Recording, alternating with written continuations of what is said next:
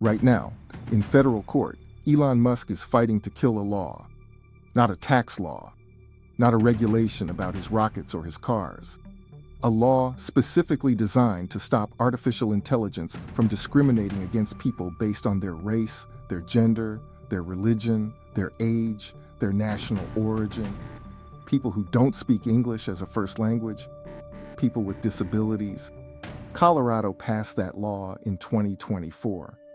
It's one of the first in the country, aimed at stopping algorithmic discrimination, protecting people from AI systems that produce biased results. Musk's company XAI sued Colorado in federal court to block it before it could take effect. OpenTools.ai Colorado Newsline. Think about that for a moment. The richest man in the world, in court, fighting against a law that says computers shouldn't discriminate against Black people, Hispanic people, Asian people, women, veterans, people of faith. His argument that the law forces his AI to incorporate what he calls discriminatory ideology that prioritizes preferred demographic characteristics over accurate and merit-based outputs. Fox News, merit.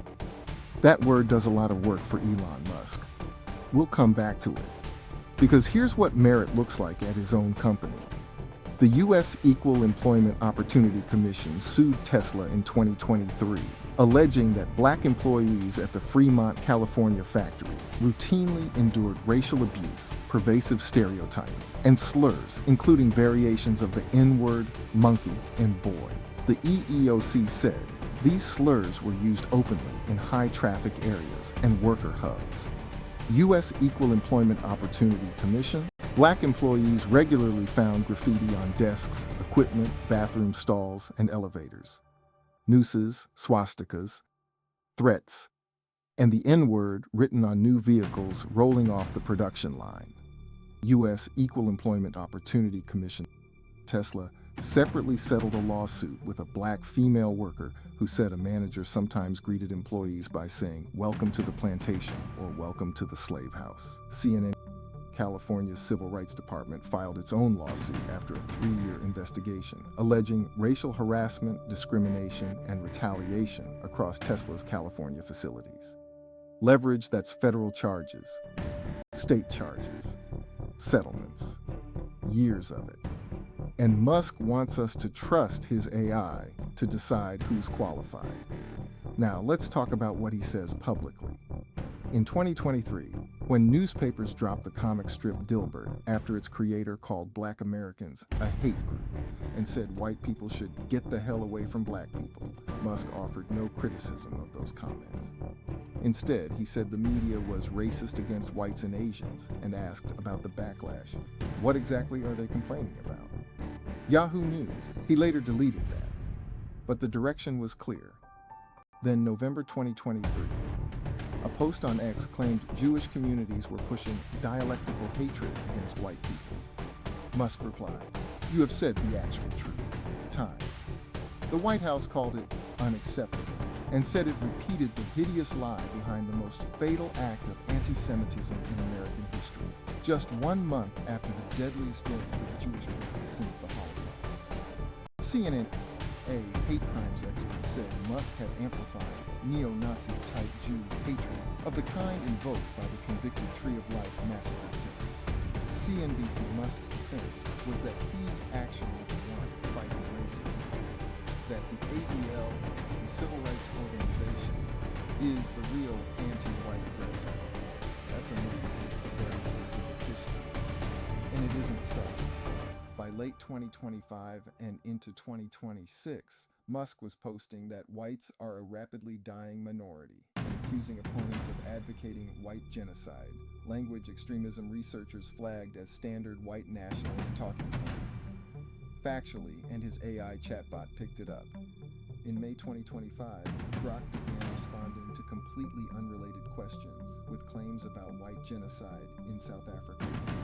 One version of Grok admitted it had been instructed by creators at XAI to address the topic of white genocide as real, adding that this instruction conflicts with my design to provide truthful, evidence-based answers. Yahoo. The AI said it was being told to promote the debunked race theory by its own creator. A South African court had already ruled those claims imagined, finding that farm attacks there are part of general crime affecting all races, not racial targeting.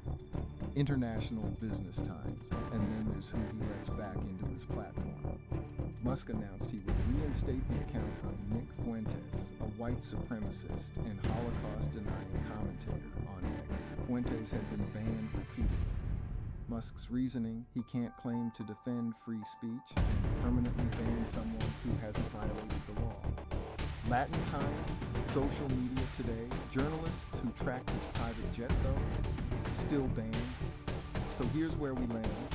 A federal lawsuit to block AI from being required to treat all people fairly. A factory where black workers found nooses and slurs for years.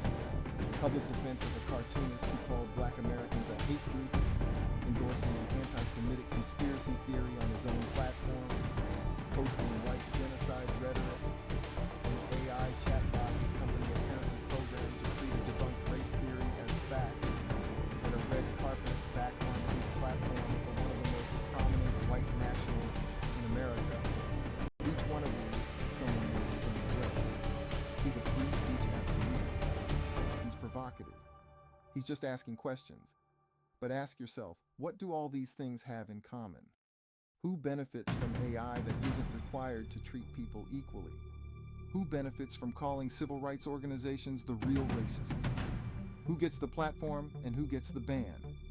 The pattern isn't hidden. It's right there in the court filings, the EEOC lawsuits, the X posts, and the algorithm.